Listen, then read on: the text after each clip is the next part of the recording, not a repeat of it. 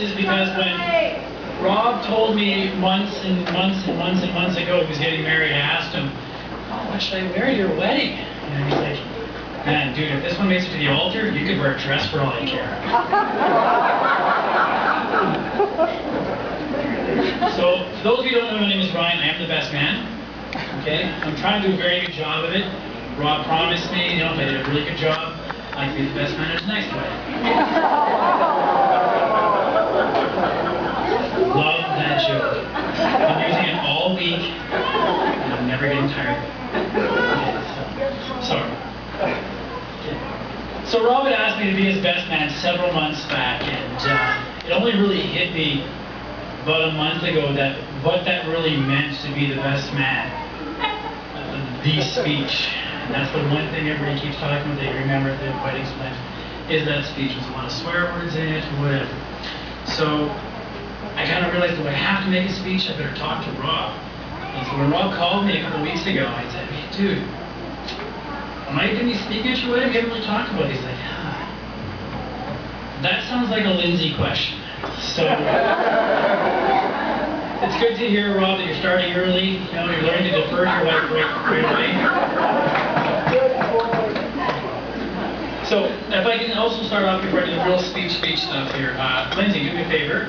Take your left hand, palm up, put it face down, like down on the table, okay? Rob, take your right hand, palm down, on top of hers, okay? Leave it there. Thank you. So, now in doing research for this speech, I tried to figure out, okay, what happens during a wedding. I went through one myself. But Rob, being the Catholic man he is, a good Catholic boy, he wanted to make sure he had a good Catholic wedding, and I wanted to make sure I understood what happened during a Catholic wedding. And all the parts I have to sort of read through and understand. There's a lot of bowing here and standing there. So I read through and I did my research. And there's the three things they kept talking about a Catholic wedding that you should know that happens. Okay, the first item that's really important is the aisle.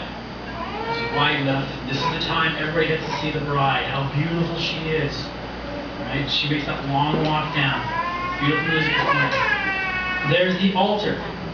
This is where they go and they say their marriage vows. This is where the priest officially announces them man and wife. And then there's the hymn. Alright, so the hymn is there. It's a celebration to God. It's to celebrate their joyous union that goes on. And so my little religious background, I sort of made some sense, but still I don't really know that much about Catholics, so, but it was really kind of relieving to understand that maybe I was doing the right research, because as I saw Lindsay walking down the aisle, she was walking down the aisle, altar, aisle, altar, aisle, altar,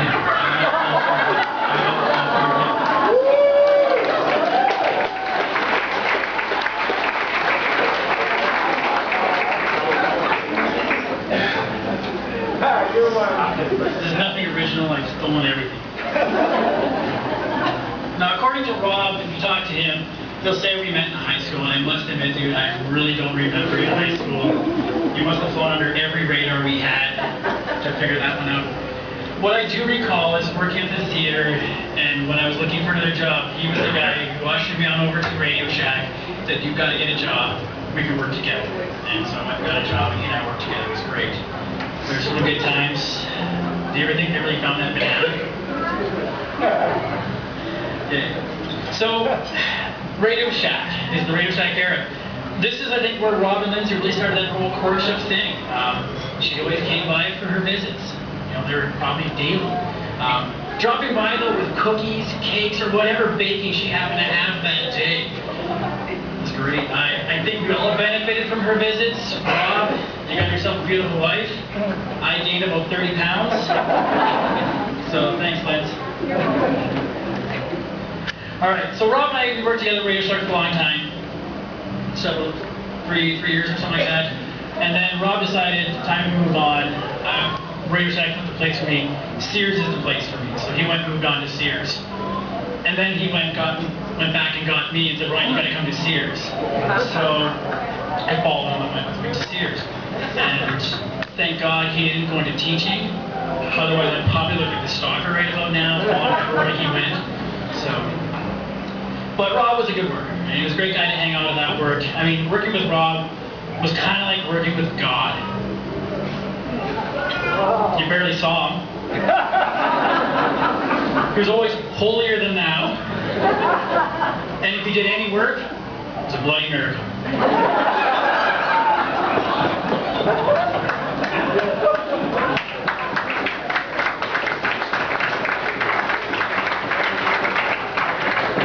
But really, Rob was a good worker, especially when he gave him a job to do.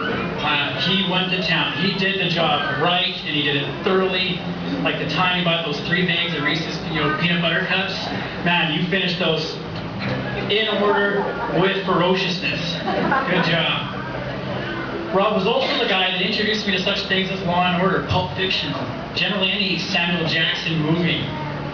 Got me acquainted with bands like Sloan, the Ramones, the Tragically Hip. Remember dancing on the speakers at Armani's to the Blow It High Go? I think we were the only 2 guys doing that at the time, but hey, trendsetters. So my friends and family, who I probably put through all my, endless quotations of movies or songs and stuff like that, you get annoyed with it, you can go up there and thank the master. You start it all off. Now, there are many stories I could tell about Rob, but they're really not general audience approved, and there's just so many of them, we can't go into them all. But if you ever want to find out some funny stories, you really think you're having a boring day, call up Rob, and you can ask him. There's the when I slept in a fridge story. There's the which bathroom did I fall asleep in this time? There's many K-car stories. My favorite, though, of all time, you have to have Matt tell you this story, is, would you come to a wine and cheese party with me? He knows. But we're not here to retell old tales. We're here to congratulate this happy couple on the next big step in their life. And if I can, I just want to pass on some of the 3 things I learned, or passed on to me at my wedding, and I went through it. The first thing was people say a marriage should be 50-50. Rob, you got to realize people who say this understand very little about women and even less about fractions.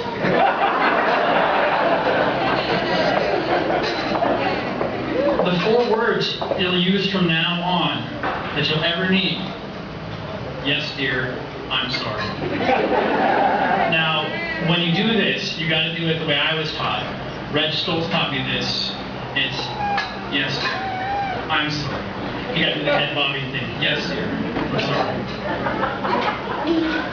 And the last little quote that I had passed on to me at my wedding from a friend was, to keep a marriage brimming with love in the loving cup.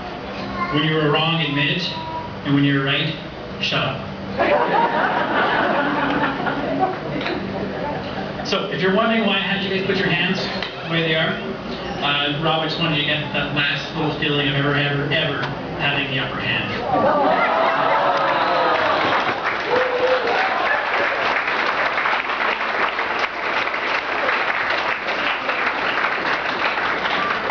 So, I'm going to end this toast. It's really kind of short here. Before I do, I have 2 things I want to quote. I have real quotes here for Rob, so that he can hold with them.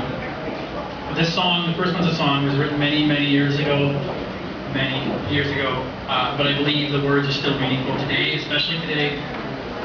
She loves you, yeah, yeah, yeah. She loves you, yeah, yeah, yeah. And with a love like that, you should be glad. Rob says he's a Beatles man. And my last one is a famous quote I like from Groucho Marx, to the both of them here.